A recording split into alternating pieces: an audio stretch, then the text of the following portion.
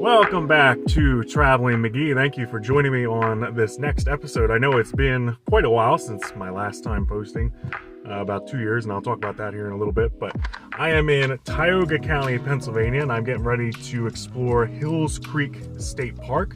Going to be checking off another one of Pennsylvania's beautiful state parks, and I'm excited to give you a little bit of a tour, show you what the park has to offer, and see what we can find. So here we go.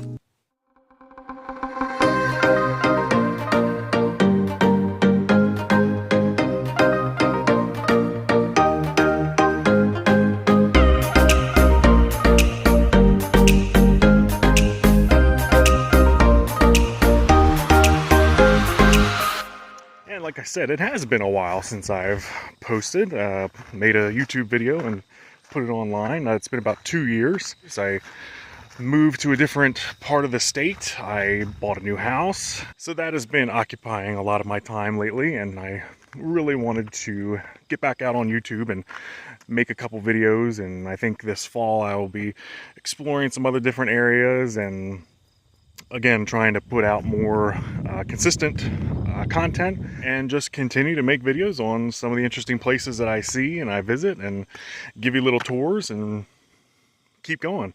But like I said, right now I am in Hills Creek State Park, and as you can see, it is just an absolutely beautiful day here in Tioga County. And this state park is about 200 acres large, relatively medium size given some of the other state parks in Pennsylvania. There's a beautiful lake here right behind me. It is standing on the dam right now. There's a campground, there's a beach. There are a couple miles of hiking trails that I'm going to show you a little bit. We'll take a little tour of the campground and hopefully we can see some pretty cool wildlife. Right now I'm kind of looking at the spillway area here, and there are three, let's see if I can zoom in on them, 3 blue herons. One just kind of flew off into the woods there, and there's another one right there. Not much coming out of the spillway right now. It's been pretty dry here lately, but there's some wildlife so far. And I think I'm going to start off with just a little segment of one of the popular trails here. It's called the Lakeside Trail. It's about 6 miles long if you do the whole thing. And it just takes you around the entire lake. It takes you through the campground, through the beach area, over this dam. So we're going to walk a little bit of this and show you what it looks like.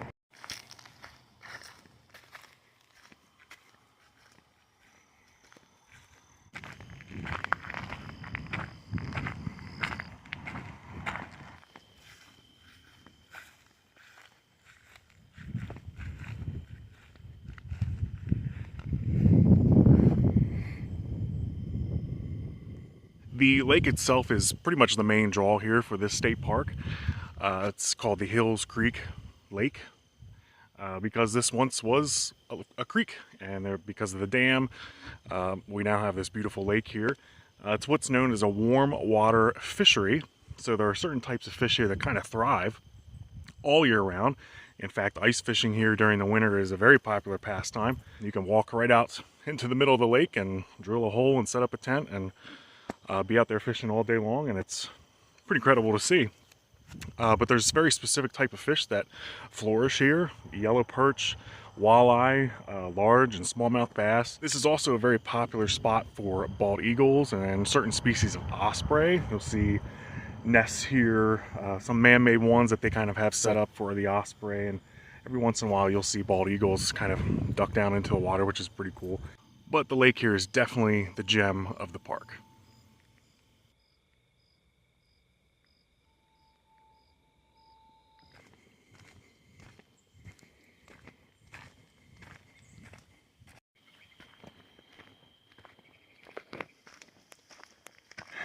The lake is also a pretty important stopping point for migratory birds, such as certain species of loons and Canadian geese.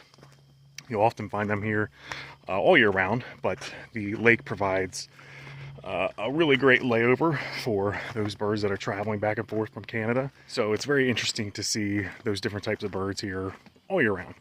It is also not uncommon to see beaver. A lot of times you'll see them here along the shoreline, moving branches or building their dens. White-tailed deer are very prevalent here and obviously protected within the park. Black bears are also spotted here every once in a while. So there is certainly a lot of wildlife.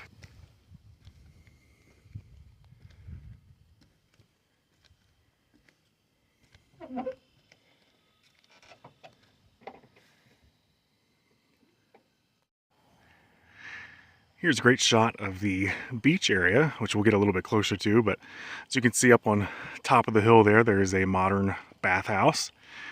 And to the left of that, small little building there, is a small concession stand where they have some fried foods and sodas and waters and things like that. You can see a little kingfisher there dancing across the beach area. Not too many people here today. This is the day after Labor Day. So school is back in session here, and it's also a Tuesday, so that's probably why there's not too many people here, but it's just absolutely beautiful day. A fun little fact about this dock that we are standing on right now, this is the first place that I ever fished. My uncle has a hunting cabin not too far from here, and when I was a kid, my grandparents and I would come up in the summers and we would spend some time here, and my grandfather brought me here one time and I learned to fish for the first time anyway, right at the end of this little dock here. So I thought I'd share that little bit of personal history. Look at this guy I just found staring at me.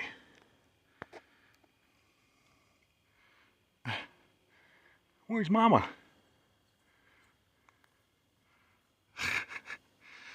Alright, I'll leave you be.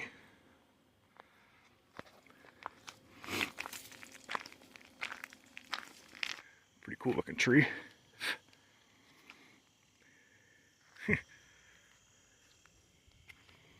This park actually offers quite a few nature programs that people can take advantage of. There are bird spotting programs, there are night hikes that you can do with a park ranger, of course. It's a pretty popular 5K that takes place on this trail once a year. So it's definitely a very inclusive park with a lot of things to do besides hiking or swimming or camping.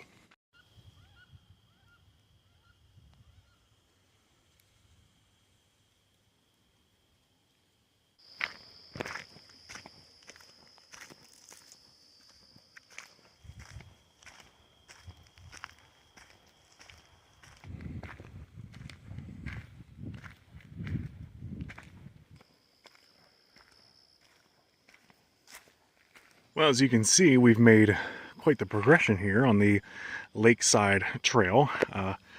Right out here is the beach area, which we saw, and then just beyond that is the dam. I think I'm going to make my way back over to the beach and show you that. All right, so here we are at the beach area. This is the bathhouse, men's side, women's side, and then there's a small concession stand over here. Quite a bit of parking. As you can see, I'm the only person here. Let's walk over here to the concession stand and see what's on the menu. So I guess this is a camp store plus little concession area, but quite the food menu here, and a bunch of different things that you can get for the campground. Firewood here, toiletries, bait. They do have kayak and canoe rentals here, so that's pretty cool. Pretty sure they are now closed for the season. Gets pretty chilly up here come mid-September, and I mean there's still people using the park and there's still a lot of people at the campground, but I do believe that they closed the beach, and maybe, I could be wrong, I don't know, but there's definitely no one here today.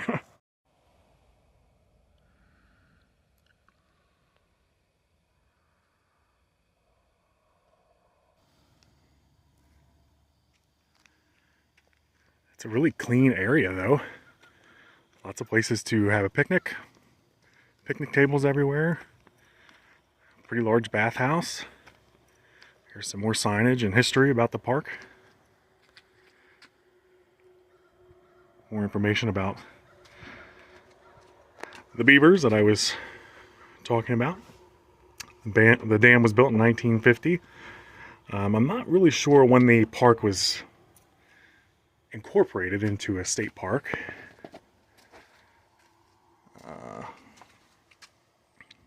But this is an interesting piece of information here. You may have heard of the Pennsylvania wilds.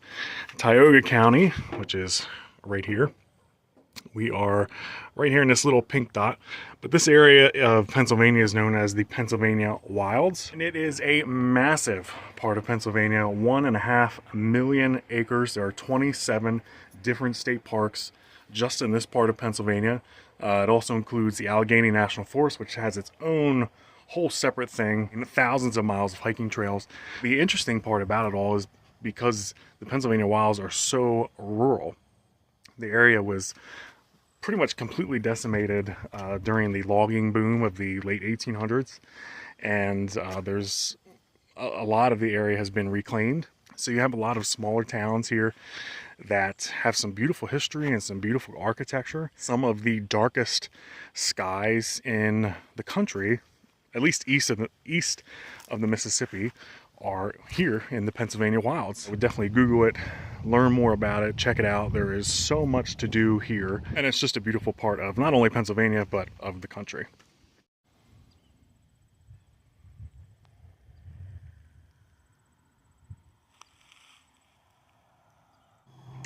Here is another little marker of maybe some other wildlife that you will see here at the park. Like I mentioned before, we saw a kingfisher. A lot of times you'll see these red-winged blackbirds. Dragonflies, muskrats aren't that uncommon to see here. Raccoons, especially during early morning and early evening. Sedges, just a wild array of different types of wildlife here. So now I'm going to make my way over to the campground, and we'll drive around there and see what that looks like. And all right, so here we are coming into the main entrance for the campground. Let's go up Loop Bay here, see what that looks like.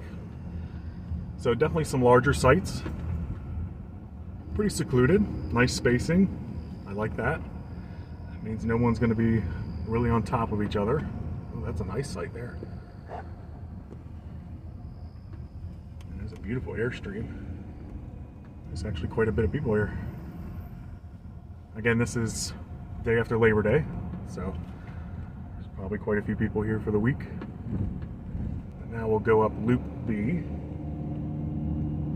And I believe this takes us up to the Nature Center. Yes, it does. Over to my right here, let me put my window down. Looks like they have a small amphitheater over there and a little gazebo there, probably where they do nature talks and things like that. But they may have movies here in the summer for the campground. It's not an uncommon thing with Pennsylvania state parks. Go back this little road here. This looks like more of a tent area here. Oh, here's the yurts here. Fix my phone.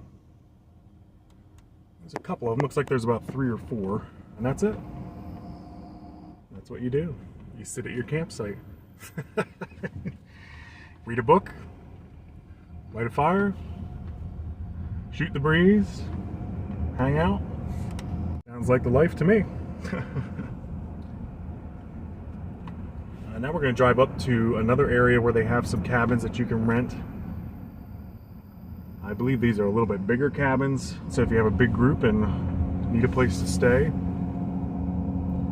this would be a good option for you. I don't know if the campground is not open year-round, but I do not know if these cabins are. They may be. I'm sure they have some type of heating system.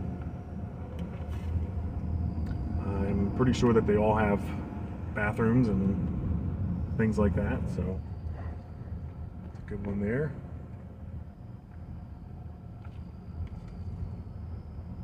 Oh yeah, so you can see that one there has air conditioning on the back, so they must have some type of heating and cooling system in them. And it looks like each cabin has their own fire ring. So pretty nice little addition for a state park. I'm sure they are also fully furnished, and you probably have to bring your own sheets and bedding and things like that, but looks like they have 10 of these little cabins, so pretty cool. Well, hopefully everyone has enjoyed this little tour of Hills Creek State Park. We checked out the Lakeside Trail, the campground, and parts of the beach, and the bathhouse and concession area. We saw some pretty cool wildlife, learned a little bit more about the park. So if you're ever up this way, definitely recommend checking out Hills Creek. And it's a great place to swim and kayak and canoe and camp. Of course, as always, you can head over to the Pennsylvania DCNR website. I'll put a little description here. They'll give you more information about campsite rates and availability and seasonal dates that they might have, and maybe some different things that the park has to offer that I don't know about. And thanks again for making it to the end of another video, and I will see everybody on the next one. See ya.